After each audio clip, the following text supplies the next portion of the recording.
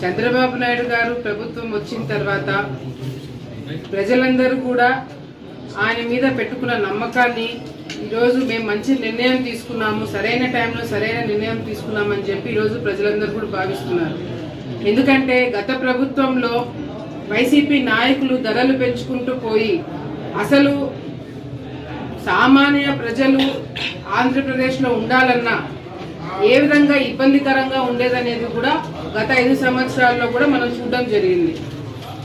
ఎక్కడ కూడా ఏ ఒక్కసారి కూడా ప్రజలు పడే ఇబ్బందులు కూర్చొని మాట్లాడి సరుకుల రేట్లు ఎట్లా తగ్గించాలా, ఈరోజు అటువంటి ఆలోచనలన్నీ కూడా ఎప్పుడు కూడా జగన్మోహన్ రెడ్డి గారు నా ఇంట్లో నా వాళ్ళు నాకు నేను తిండి తింటున్నానో లేదని ఆలోచించుకున్నారే తప్ప సామాన్య ప్రజలు పేదవాళ్ళు వాళ్ళ ఇళ్లలో పరిస్థితి ఏంటనేది ఎప్పుడు కూడా ఆలోచించలేదు. కానీ ఈరోజు చంద్రబాబు నాయుడు గారు అధికారంలోకి వచ్చిన తర్వాత వెంటనే ఆయన తీసుకుంటున్న నిర్ణయాలు చూసి నిజంగానే ఆంధ్రప్రదేశ్లో ఇటువంటి పరిపాలన కదా మేము కావాలని అనుకుంది అనేది ఈరోజు ప్రజలందరూ కూడా ఆలోచిస్తున్నారు. అందరూ కూడా సంతోషంగా ఉన్నారు. ఇంకా వచ్చే రోజుల్లో చంద్రబాబు నాయుడు గారు ఈ ప్రభుత్వము మేము తీసుకోబోయే నిర్ణయాలకి ప్రజలు జీవితాలు బాగుపడతాయని చెప్పి కూడా మేము తెలియజేసుకుంటున్నాం. మరి ఇందాక ఎంఆర్ఓ గారు చెప్పినట్టుగా కూడా ఏదైతే సరుకుల రేట్లు పెరిగిపోయినాయో ఆ భారం నుంచి ప్రజల్ని తప్పించడానికే సరుకుల రేట్లు కూడా మెల్లిమెల్లిగా తగ్గించుకుంటూ రావడం జరుగుతుంది.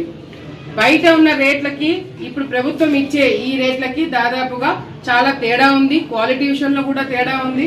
మంచి క్వాలిటీ కలిగిన బియ్యం కావచ్చు, కందిపేలు కావచ్చు ఇవ్వడం జరుగుతుంది.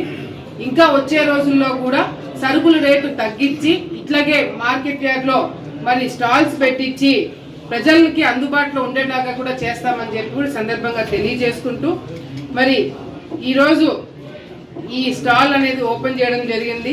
చంద్రబాబు నాయుడు గారికి ప్రజలందరి తరఫున కూడా మేము ధన్యవాదాలు తెలియజేసుకుంటున్నాము. వచ్చే రోజుల్లో కూడా ఇంకా మిగతా సరుకులు ఇప్పుడు కేవలము బియ్యము కందిపేలు మాత్రమే రేట్లు తగ్గించి ఇవ్వడం జరుగుతుంది. 5 కేజీల బియ్యము మరి కేజీ కందిపేలు కలిపి 400 రూపాయలకి ఇవ్వడం జరుగుతుంది. ఇంకా ఎవరైనా వచ్చే వాళ్ళు ఉంటే కూడా ఎక్కడ కూడా స్టాక్ తగ్గకుండా అన్ని విధాలుగా కూడా వచ్చిన వాళ్ళందరికీ వెంటనే ఇచ్చేటట్టుగా కూడా ఏర్పాటు చేయడం జరుగుతుంది. దాని చర్యలు కూడా తీసుకుంటారు. రైస్ మిల్లర్స్ తో అందరితో కూడా మాట్లాడి వాళ్ళు కూడా అందరూ సహకరిస్తున్నారు. మరి అదే విధంగా క్వాలిటీ విషయంలో కూడా గత ప్రభుత్వానికి ఈ ప్రభుత్వానికి తేడా కూడా అదే ఉంది.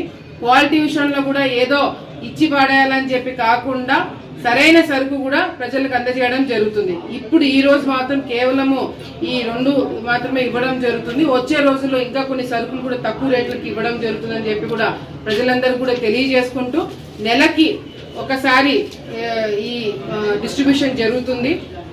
ఒక కుటుంబానికి ఒకసారి మాత్రమే నెలకి ఇవ్వడం జరుగుతుంది.